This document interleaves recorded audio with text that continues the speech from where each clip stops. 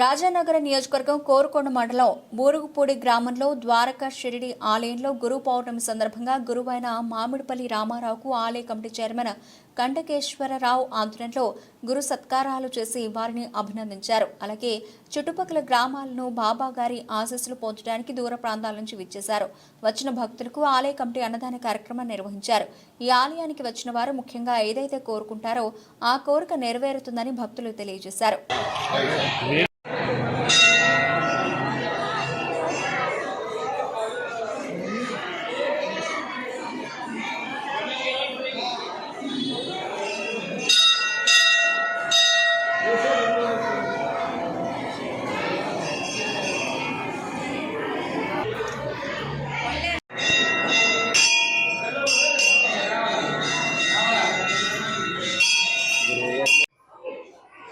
Welcome to వైన్సీ ప్రేక్షకులకు నమస్కారం.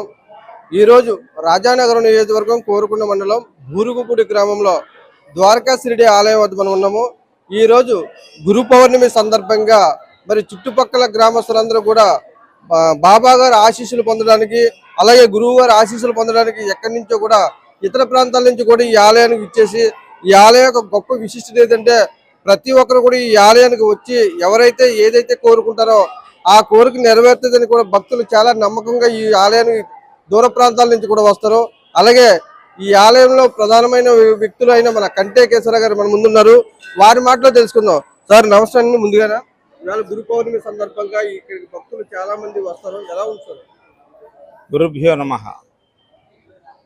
గురు బ్రహ్మ గురు విష్ణు గురుదేవ మహేశ్వర గురు సాక్షాత్ పరబ్రహ్మ తస్మై శ్రీ గురవే నమః అన్నారు. షిరిడి సాయిబాబా గారు బ్రతుకున్నటువంటి రోజుల్లో విబి రేగ గారని మద్రాసు హైకోర్టు జడ్జి గారు బాబా గారితో మాట్లాడేవారట. ఆ మహానుభావుడు శిష్యుడైనటువంటి బివి నరసింహారావు గారు, వారి తర్వాత బాపట్ల హనుమంతరావు గారు, వారి తర్వాత ఆదిపూడి మోహన్ రావు గారు, ఆ గురు పరంపరలో వచ్చినటువంటి మా మణిరత్నం లాంటి ఈ మా గురువు గారు అయినటువంటి మామిడిపల్లి రామారావు గారు మా గురువుగా లభించడం మా పూర్వజనం సుకృతంగా భావిస్తున్నాం. నిరాడంబరవాది, ఏ రకమైన ఆశలు లేనటువంటి వ్యక్తి, ఆయన గారు ఏది చెప్తే జరుగుతుంది అనేటువంటి నమ్మకం ప్రజల్లో ఉంది. కాబట్టి గురు పౌర్ణమి అనగానే గురువు గారి కోసం పరితపించిపోయి ఎక్కడి నుంచో దూర ప్రాంతాల నుంచి కూడా ఇక్కడ రావడం మొట్టమొదటి జానవాది. గత 20 సంవత్సరాల నుంచి కూడా నేను ఈ ఆలయానికి చైర్మన్గా ఉన్నాను. మరి ఏ రోజున కూడా మా గురువు గారు వారి స్వార్థం గురించి కానీ నాకు ఇది పట్టరామని కానీ ఎవరిని అడగరు. ఏం అవసరం లేదు. వారికి పిల్లలు లేరు, మేమందరమే వాళ్ళ పిల్లలం. అటువంటి మా గురువు గారు లభించడం మా అదృష్టం. ఈ ఆలయానికి ఆయనే ప్రాణ ప్రతిష్ఠ చేసినటువంటి వ్యక్తి.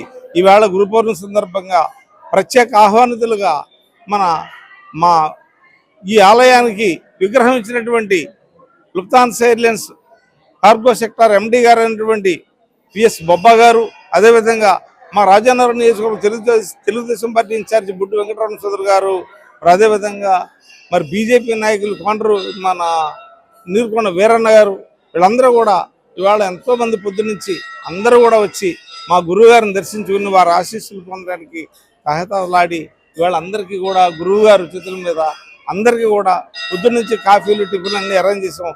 దూరప్రాంతం వేలాది జనం వచ్చారు, అలాగే వస్తూ ఉంటారు. గత 25 సంవత్సరాల నుంచి నేను చైర్మన్గా ఉన్నాను.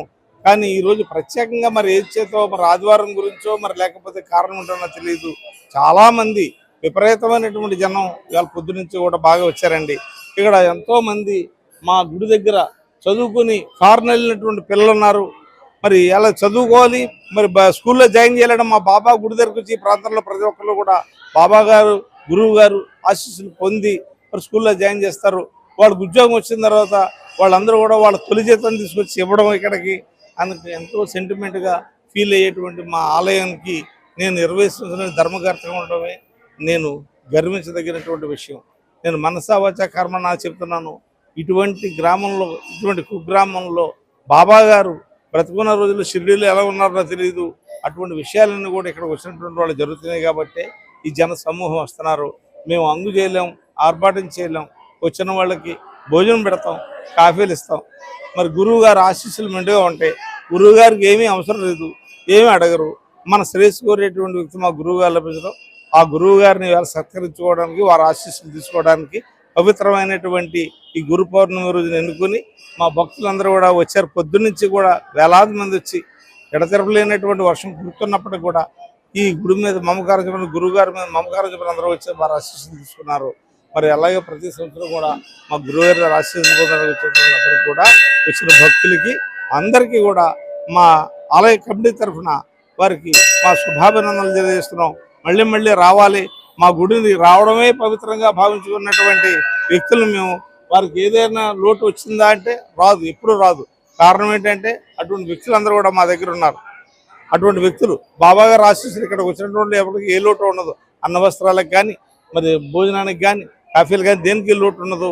మరి మా గురువు గారు ఆశీస్సులు మాకు మెండుగా ఉన్నాయి కాబట్టి మా మామిడిపల్లి రామారావు గారికి ఆయురారోగ్యాలనిచ్చి మరి కొన్ని సంవత్సరాలు, కొన్ని వంద సంవత్సరాల వరకు కూడా మరి మా గురువు గారి ఆశీస్సులు మాకు లభించాలని కోరుకుంటూ సెలవు తీసుకుంటాం.